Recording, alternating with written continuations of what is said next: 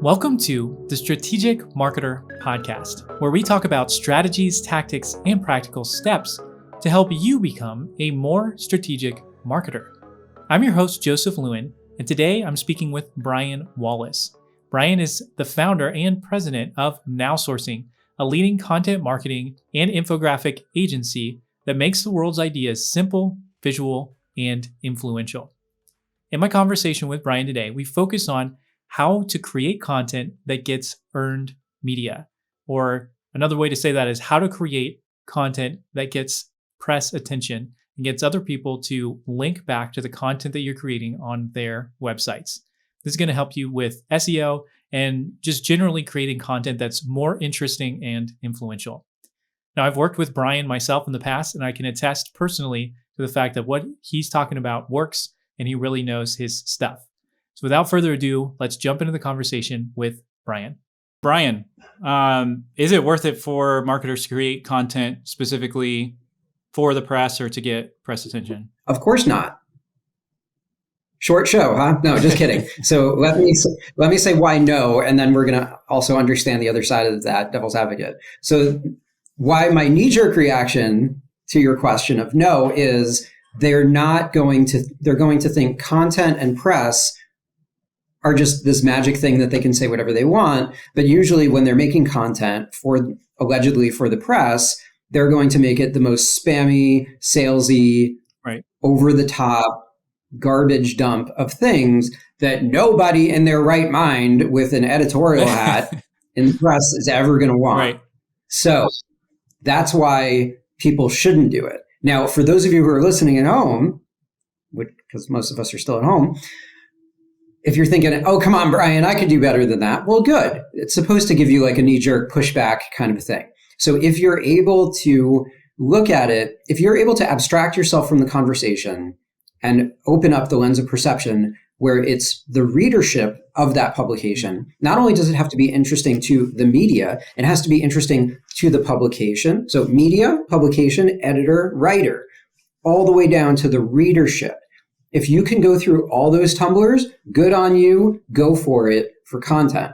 Otherwise, you're probably just making an ad or taking another door. You probably need somebody who interacts with the press and editorial to help you bridge that gap, because you probably have not been trained enough if your first instinct is to shove as many links and as many sales pitches in it as possible. Right. And it's a little bit of a pet peeve of mine, because I feel like the second anybody says, oh, I have power to make information for the press, that's like the first thing that happens.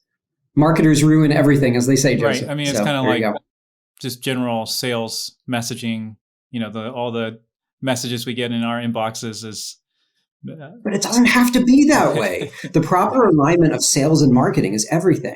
So a lot of companies have multidiscipline departments. So demand gen or rev ops, if you even take in a third partner of operations. All of these departments are supposed to work hand in hand and not be against each other. And forcing people to believe things is a thing of the past, right? The playing field has been leveled ever since social media, and probably a little bit before that. So we've been doing this a long time now.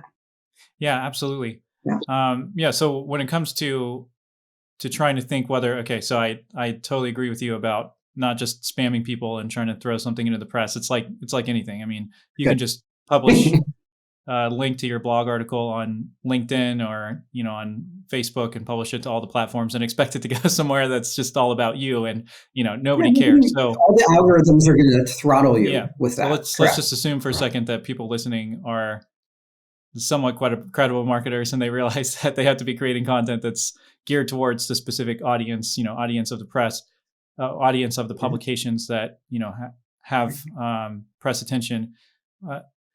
But compared to just creating something, say, for SEO, where your purpose is specifically to, get in Google search, what are some considerations that somebody should take that hasn't necessarily gone after getting something into the press? What are some things that they should think about that are going to help them not be spammy, not fall into that camp that you're talking about?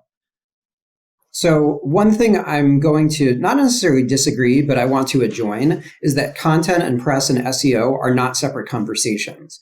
It is totally acceptable. And publications will love you for it if you are knowledgeable about SEO. Because if you look under the hood of a lot of publications, let's say they're running on WordPress. So almost every publication I've ever seen that's running on WordPress has a bunch of SEO plugins, and they're dead simple. They literally have smiley faces on them. Like, how much more kindergarten do you want, people? It's like ripping my hair out on how dumb this is. But a lot of them, it'll be SEO, and it'll have like a frown face that's red. And if you do really good, it'll go from like a meh face, like a frown, to a meh, to a smile, and it's all green. Like, this is stuff we all learned in kindergarten. So if you just do all of the things that the plugins tell you, the publication is going to benefit from SEO. And you might wonder, well, why do they care about your SEO? Well, they don't necessarily care about your SEO. They care about their SEO, because if they, let's say, show up in Apple News and Google News, and they show up at the top when people are Googling stuff in the moment of that news cycle, they're going to explode in traffic. Absolutely. And that's how a lot of these sites rise to power. Okay, so that's the first part that I didn't exactly disagree with, but I just wanted to make sure everybody was tracking. It doesn't necessarily have to be one, but then the the other other, then the other. If you're thinking correctly, it could be never all of the look at above. marketing. Correct. Marketing is a sense of dynamic equilibrium. Everything is attached to everything. And if you break one thing, there's a lot of other ramifications to follow with other stuff. The interconnectedness of most things that we do in the modern world are horrifyingly accurate when you actually can peel back the curtain and look at the tapestry from afar. So without getting weird on that, and it's not the philosopher's podcast, let's switch to the other side of your question. What can you do to not pummel all of these poor publications' minds? So I think a lot of people believe in exceptionalism, and they're ridiculous. So everybody thinks that what they're doing is amazing, and a lot of times it's not. And when you use over-the-top language to describe things that aren't, a lot of editors, beat writers, contributors, freelancers, whatever their role is in a publication, are going to say, this is not one of a kind. It's not amazing. It's not extraordinary. You're just trying to pitch us with something. Yeah. So they're going to say, hey, whoa, slow down. Like, they might categorically reject you if you use language like that. And let's say Joseph and I are meeting for the first time, and we go to our favorite bar, coffee shop, place for lunch, whatever it is. We're at a convention, wherever we are. Rather than me like shaking his hand or fist bumping, whatever we're doing in the pandemic now, if we get together, and rather than me like introducing myself and shaking or greeting in whatever way to Joseph, I just go and I like reach for his wallet. That's what I feel like a lot of people are doing when they are not bothering to create and cultivate a relationship. Why should a publication that's never heard of you take you on your word? Because they know that you just want something from them for free, right? We're talking about editorial, which is not a pay-for-play. Right. So that's problematic. Right. So I think bothering to honor the other person so that they know that you care about them makes a big difference before you just go in for the kill. So that's the first thing. The second thing is, let me say two other things. If you've never been in press at all, like, why would you immediately begin in the biggest press in the world? That doesn't make any sense. And everyone is pitching them. How many emails a day do you think the average top-tier publication writer is getting? Hundreds, thousands of stupid tone-deaf pitches and press releases that are just mass spammed at thousands at a time, not even personalized to the person's literal freaking name, right? Maddening. So what's your chance on that? Almost zero. So maybe starting a little smaller, but not just smaller, but relevancy, right? Let's say you do something specific and there's a trade publication. I know industries, there's barely any news coverage for the industry at all. So they're much more willing and receptive to stuff that's going to be dead center to their audience, which, let's say, 80 to 100% of their audience that reads it is directly applicable to the message, as opposed to 10% or 0% of some of these large things that don't really care about you.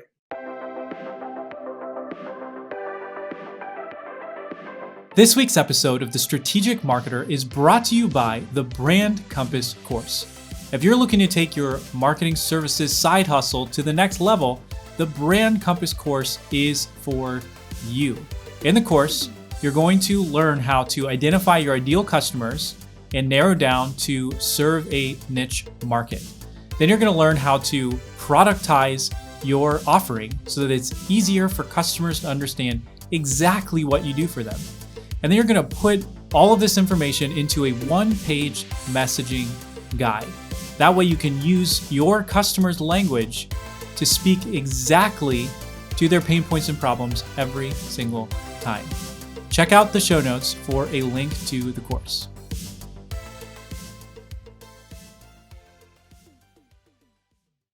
I want to ask you more about the relationship building side in a second, because that's definitely interesting. And I think from what I've learned about marketing, not just the journalist side, marketing and sales both, if you're focusing on relationships, you're going to have a much higher chance of winning versus just trying to get your message out there, as if you assume, kind of like you're saying, people are going to care about your message. They're going to care way more about your message if you care about them and they care about you before you get your message out there at all. People are only going to care about people before anything beyond that. Absolutely. Yeah. So I want to touch on that. But before we go there, just as far as the actual content itself, what are some things that people should consider or maybe think differently about when they're going to create a piece of content that would be interesting enough for the press? Like, what are a few things that you typically see that people in the press, journalists, people at publications, writers, and their audience are actually interested in that could help you get picked up? Because not all types of content or, whatever are the same when it comes to getting in the press. I agree. So obviously I'm a little biased and partial to infographics because I've been dealing with them for like the last 13, 14 years or whatever it is. And I firmly believe, without pushing my agenda, that people are visual consumers of content. Because there's so many very long and boring articles on the internet that your brain is making a decision. Do I really want to read all this text when there's nothing visual and interesting? So mixing it up with some sort of rich media, it doesn't have to be infographics, but having something visual, pictures, videos, infographics, something, so that people aren't just looking at yet another press release. Yeah. Speaking of which, unless you're a publicly traded company and your investor relations department is forcing you, why do you need a press release? Because you want to just write it once and everybody just, hey, refer to my tone deaf thing that nobody's going to read. Like, everybody who thinks that they're magically going to get picked up. Or I love when people are like, well, they're good for SEO. I'm like, really? Go look at the PressWire places. They literally say on all of their sites that this doesn't count. All of these things get picked up in the press that are on some PressWire page, get flushed down the toilet due to something called link rot in the world of SEO, because they're not links. They're just, this is in the press release section, and they all get flushed away after a while. So if an editor, a news writer, whatever, sees a press release and they see something they want every now and then, some people are like that. But a lot of people want to be catered to. Yeah. And if I get 500 emails a day about whatever beat that I'm writing about, why do I want to read 1,000 words that are just enormous paragraphs? So even if you don't want to be visual and you didn't want to listen to the first thing I said, at least listen to the second thing that I said, which is brevity. Get to the point. Could you make your subject line good enough that if they never even got to the body of the message, that it would contain your message? Are there certain types and a lot of people don't even bother.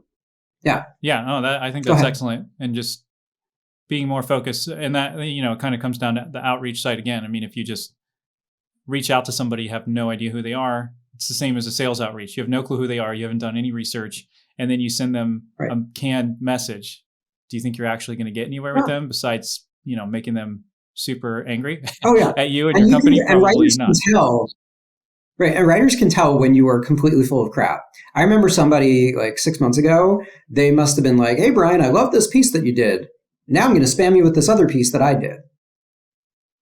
And so that's obviously a tactic, and they're just using some software. But what makes it even worse, Joseph, is the thing that I wrote was like 10 or 12 years old. And I'm like, I don't even remember like what I had for breakfast a week ago. I'm going to remember what I wrote like 10, 12 years ago. I'm not even writing about the same thing. Am I doing the same thing? It's absurd. So like, common rule of thumb. Are you following the journalist on Twitter, LinkedIn, anywhere? A lot of journalists love to hang out on Twitter. A lot of them will have their DMs open. A lot of them will use a program called Signal, kind of like the crypto people like Telegram. So every group, every clique of audience on the internet, every club kind of has their own places like they like to hang out. Now, this isn't broad strokes, but I'm just giving you some for instances. But you have to ask yourself, if you are trying to get the attention of a publication, don't send emails to 10 people because they all talk to each other, and then you're never going to get in there again. But let's say you don't do that because you have this thing called common sense. Yeah. And you're only talking to, let's say, one writer or one editor. Did you ever read anything they did? Are you sure that they cover what you want to talk about? Have you ever supported them in any way at all? That doesn't mean bribe them, but did you ever do anything as simple as amplify anything they ever did in social? No? How about after the fact? How about after you finally make this love connection, you finally get through and you sail through and you resonate and you wait a while and they finally publish it and all your dreams come true. Did you even bother to amplify the thing that they just did you the solid on? And the answer that most people say is no. And I don't understand. Like, they just stopped everything in their day to finally listen to you and do your whole message, and you couldn't even tweet the story that they literally wrote about you or feature it or say thank you. Unbelievable, right? Like Absolutely. If you had a guest in your home, you'd like throw them out for such poor habits, right? But I see leaders do that all the time. Yeah, if your kid got a piece of candy from somebody and then they turn around and walk away and don't say thank you. Say thank you. Slap them upside the head and be like, come on, are you serious? No candy for you. Yeah, apparently. So no candy for all of us, I guess. I don't know. Yeah. Okay, so let me take you a step back because you're pretty deep in this, so you're around it all the time. But for people who aren't in it all the time, and a lot of marketing people don't have a sales background. So what you're saying from a sales background makes sense. Okay, you find a prospect, you reach out to them, and I mean, if only more salespeople understood that you shouldn't just reach out to somebody without knowing them, no relationship, no research, nothing, the world would be a much better place. But it's not going to work. I mean, I guess it's a numbers game, but it's I get outreaches all the time, and the people who have taken the time to read. In fact, I put a little Easter egg in my profile where I have a magic password in there. If somebody reads through my profile, I've told them that I'll give them a 30 minutes to pitch me on whatever they want, because I know pretty much nobody that's going to pitch me junk is going to actually read through my profile. And so far it's worked pretty good because I know right away that the people who haven't done any research on me at all. So it's pretty easy. No, and I'll just get rid of it. But if somebody's read my profile, they know something about me, they know something about my company, I'm more interested. So anyway, the point of that is to say a lot of marketing people aren't necessarily salespeople, but in a sense, to get something into the press, you almost have to put not your typical sales hat on, but a good salesperson's hat on and say, okay, there's this person that I want to build a relationship with, and they have something that I want. They have this publication that I want to be able to get into, whatever. So then doing research on that person, understanding who they are. And in this case, that gatekeeper is going to be a journalist, and most of the time, right? Yes. A writer at that publication. So, if somebody wants to build relationship with that person, what are the first steps? What are some practical steps they can take to start building relationships with people in the press? I know you kind of alluded to it, but maybe you could just break it down a little more. So let's, because I think you were implying that I was getting a little too into the weeds for everybody who's kind of been there, done that. So let's take a giant step back and understand mindset. So like you said, a lot of these marketer people aren't salespeople because a lot of these marketer people think that salespeople are crap. And they're better than that or something. So I think they need to understand that sales isn't a bad thing. I think crappy salespeople ruin the definition of sales. But guess what? Bad marketers do the same thing, people. So it's kind of the same thing. So instead of thinking that sales are bad or somebody else's job or problem, understand that sales in the modern age is helping inform people, have them make better decisions. So you're not begging the journalists and the media to cover your story. You're saying that you have something for value for them and their readers. And if you can't believe it yourself, you'll just be dripping with absurdity and the outreach to them. And that's AKA not a good look, people, right? So why should anybody believe you if you're obviously disingenuous, right? People can tell when you're just waiting for the kill or closing a sale. Right. Always be closing. Anytime I hear a person who wants sales advice and they talk about closing something, I said, remove that from your vocabulary because you're not closing anything, right? So let's say I close the deal with Joseph or somebody who's listening on the call. That means in my mind, I've already expended all the energy that I want to put into Joseph. Yeah. So after it's time for me to do the job, I'm not interested in him anymore, and I'm off to hunting something else out in the wilderness. Right. So rather than closing, you're actually opening or winning a deal. Yeah. So instead of thinking of sales in these horrible, barbaric terms, understand it is part of your job if you're interfacing with the public. Yeah. Whether that's internal, external PR, writing articles, trying to do publisher relations, PR, any of these kinds of things. It's part of the cycle. It's part of the skill set that you must have, or you're just going to get passed on by and they're going to find somebody else. And guess what? Once you get good enough at all this stuff and the press loves you because they feel honored by you, they might start reaching out to you when they understand what you do, what you bring. And then the time will come that that's a pretty good day, that rather than kind of pushing that boulder up the hill, everybody's coming to your party, which I guess is not exactly a one-for-one allegory, but yeah.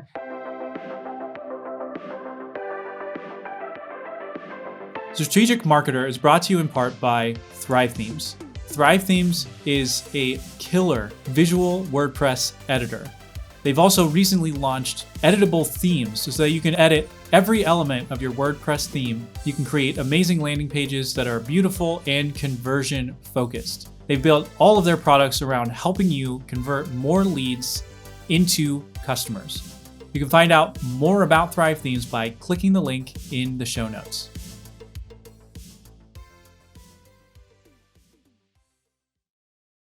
I'm going to just talk through a process in my mind of how this would work.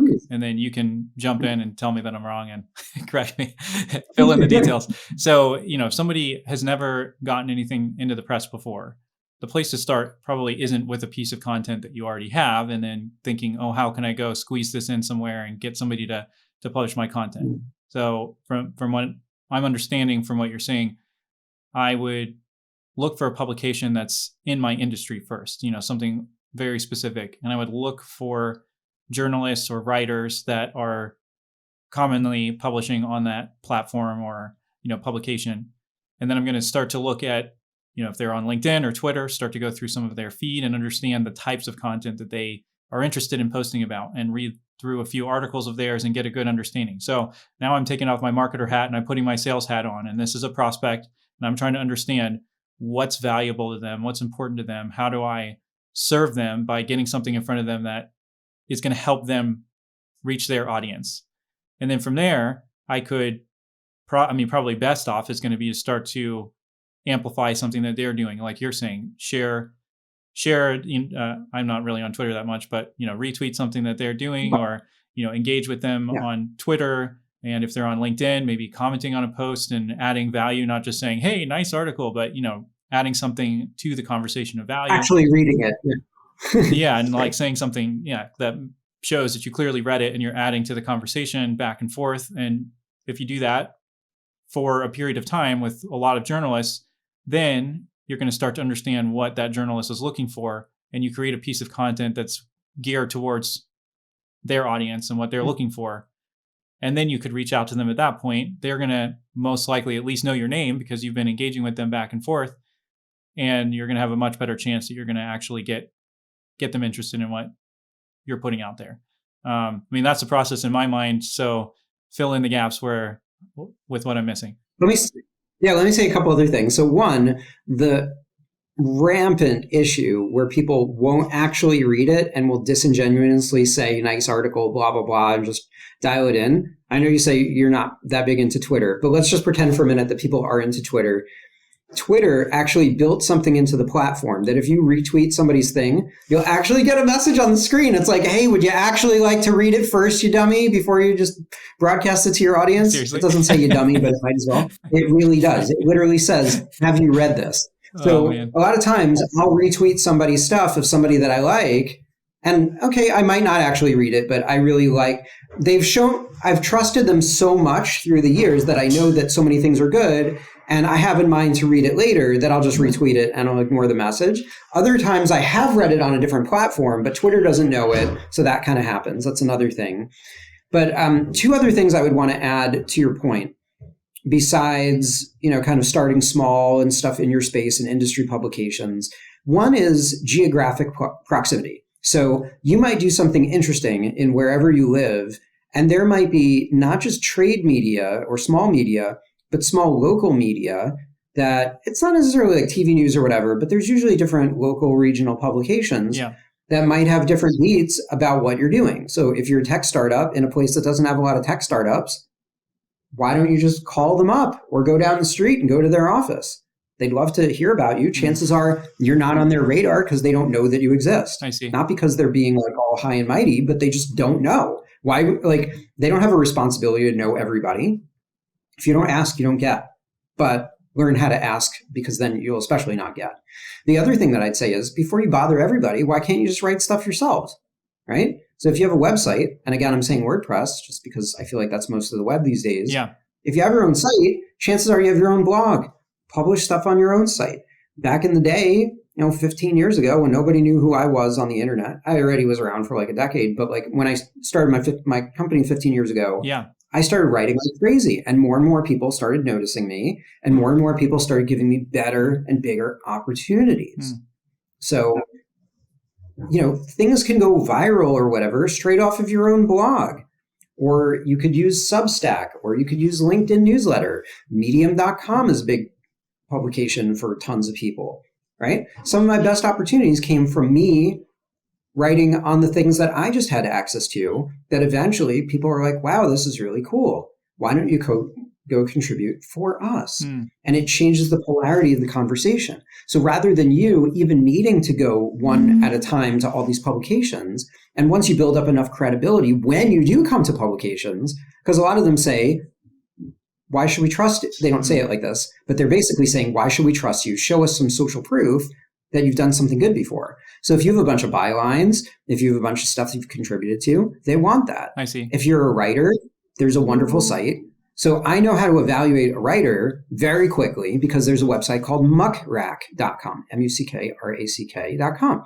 And usually it's not perfect, but it'll try to synthesize in everybody's bylines so I can get a read of what they write about, where they write about it, the frequency they write about, and a lot of other kinds of stuff.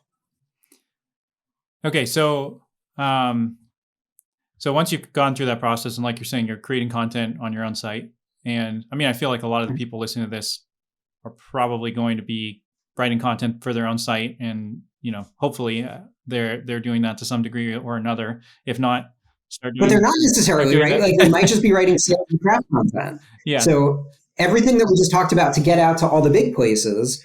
Let's get the training wheels off first, people. So let's make sure we're doing that practice consciously on our site and the smaller sites before we think that we've made it. No, that's excellent. So now, just to kind of polish it off here, I want you in a second to talk about why infographics are great for the press and press attention and SEO and all kinds of other things. But before you do that, what are some other types of content that you've seen do well? Because I mean, obviously, somebody can create an infographic internally, or they can work with your company to create infographics, but you're probably not going to publish an infographic every single day, or it's not going to be the piece of content that most people create all the time. So what are some other types of content that people could think about that could help them get press attention? Or yeah, I mean, I think that, listen, you have different kinds of thinkers. You have a lot of people who are creative. You have a lot of people who are analytical. So some people love it when you have like a big giant boom stat is what I would call it. So something where it's not just you did a little survey and it's just some self-fulfilling prophecy stuff.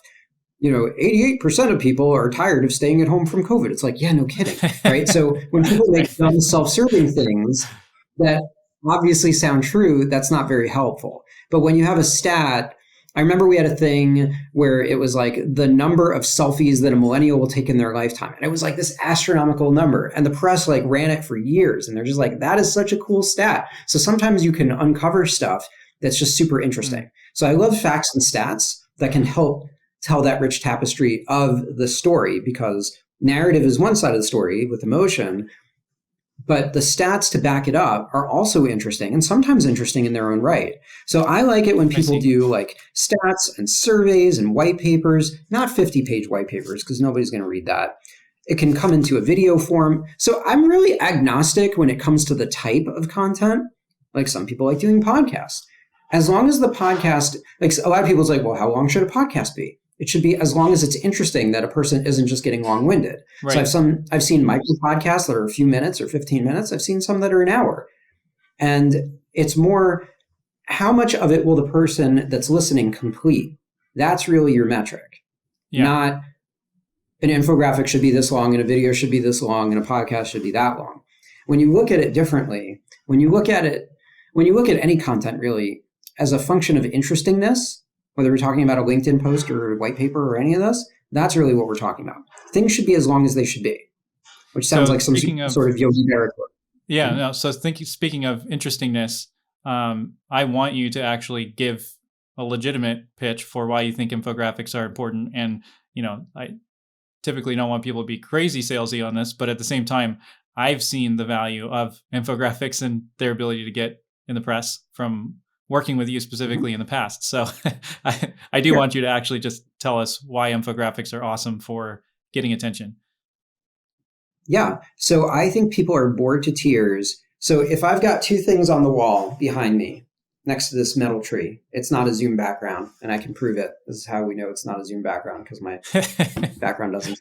Yeah, so here's the thing. If you've got one page over here that I print out, that's a giant article of 2,000 words. And then over here, I print out an infographic, and you can't see all of the text. An infographic is such an interesting visual to the mind that it captures the person's attention before you have permission in their mind for full attention. So you see a lot of marketers that say that people have the attention span of a goldfish, or that you have 2.7 seconds before a person bounces. I don't really like any of these stats because it's insulting to people. Because people have a very long attention span, which is proven by Netflix and Amazon Video and Hulu and all these places. Yeah. Have you ever binge watched a show? Yeah, right? Yeah, I'm just going to watch one. And it got so problematic that a lot of these things say, are you still watching? Because it's like, are you still alive? Did you have a heart attack and die because you watched 14 hours straight? Really still alive? Really, you got 5 hours for this, bro? It's not. So what's the lie, right? Do people have a 2.7 second attention span, or do they have an 8-hour attention span? It all has to do with the initial presentation to get them interested so that they give you permission for more time. And I think an infographic completely bests any kind of article or anything like that, because even the best article in the world usually has a real eye-catchy visual and title, because people do not read on the web. They do something that Jacob Nielsen, 30 years ago, the father of usability, said. Chunking is what they do. They look for visual separators so that the subconscious mind, and just our automatic system, is on and making all these snap judgments for us to think properly after we've already kind of pre-tested it.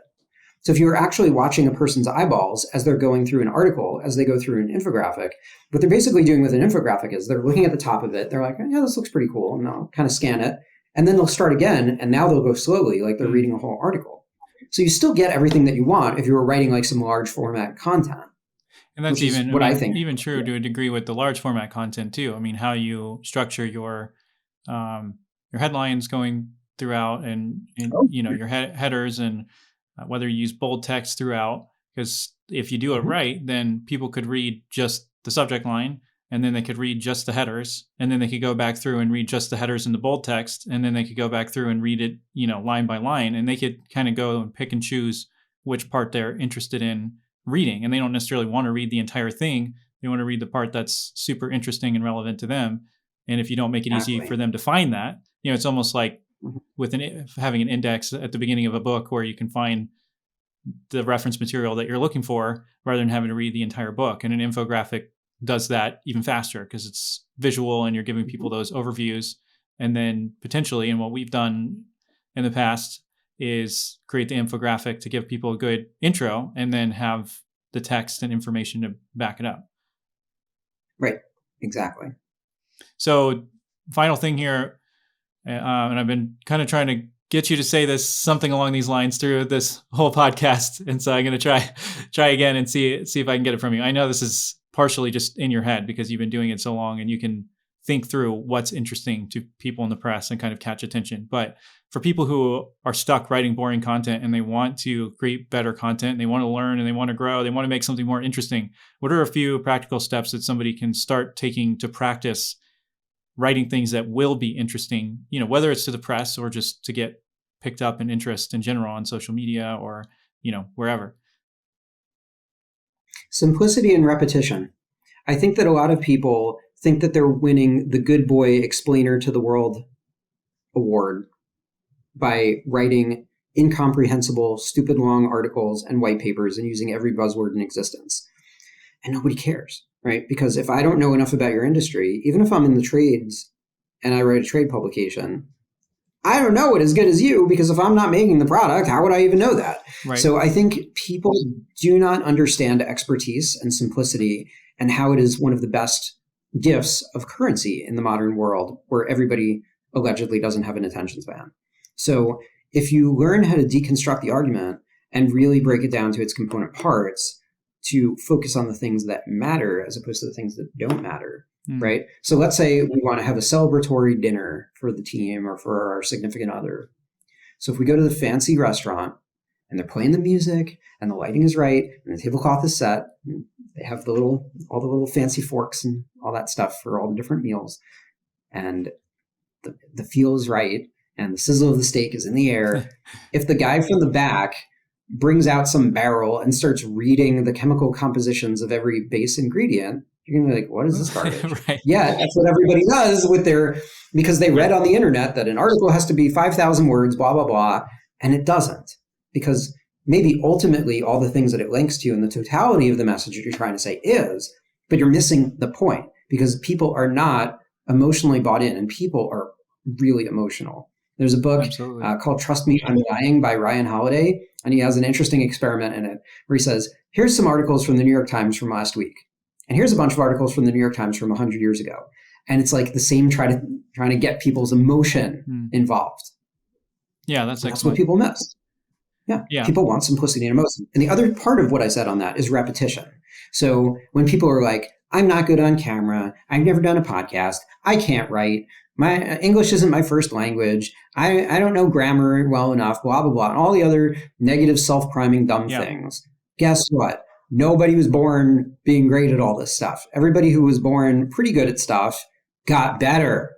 So repetition is the recipe of success. So if it's going to take you a few years or a few months or whatever it is to get really good at writing on your own site, maybe you should do that first before you start getting involved with some of these other things. So I think a lot of people expect to come out of the gate being perfectionists, and nobody's going to hit 100% perfection. It's unattainable. Absolutely. You're going to get 99.999 long tail to that 100% of perfection that nobody ever reaches, right? Even if you're among the best in the world. Absolutely. And the best in the world aren't perfect. We all have our off days, whatever. Right. I'm not calling myself Brian Wallace, but I'm just saying.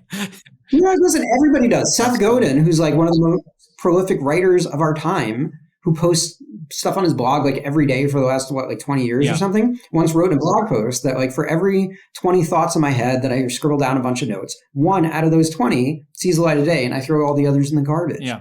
And out of the ones that he's written every day, only a few that he's written every single day have actually gotten serious attention. And because he's been consistently writing, he's getting that. With the idea of starting out yourself, working through all of that, that I totally agree. So if you are more novice and you're working through it and you're trying to get into the press, then you might want to reach out to Brian Wallace and see how he might be able to help you get some press attention a little sooner than you'd be able to get on your own and start seeing how it works. So Brian, what's some ways that people can find you and get in touch with you? Sure. So there's lots of Brian Wallaces on the internet. So I go on all the social handles by my company name, which is Now Sourcing. And you can always see us on nowsourcing.com. And if you're looking to see like where I'm generating a lot of content, I feel like a lot of social has become very noisy and people arguing lately. So it's not that I'm being antisocial. I like people, but I feel like I'm having more of my meaningful conversations, of all places, you might be surprised, on LinkedIn. Well, maybe Joseph isn't surprised, but for everybody else listening who's expecting me to be dancing on TikTok or whatever, I mainly hang out on LinkedIn. Yeah, same. Cool. Well, I'll definitely put a link to your LinkedIn in the description. But yeah, thanks, Brian, so much for joining. I always love having conversations. We could probably talk for 3 hours, but I don't know that everybody would want to listen for 3 hours. So appreciate it. Thanks, man. Thank you for listening to this episode. Don't forget to subscribe to The Strategic Marketer wherever you listen to podcasts. And if you could do me a personal favor and hit 5 stars on the rating, you don't have to leave a full review, just hit 5 stars. It would really help me out. I look forward to seeing you on the next episode of The Strategic Marketer.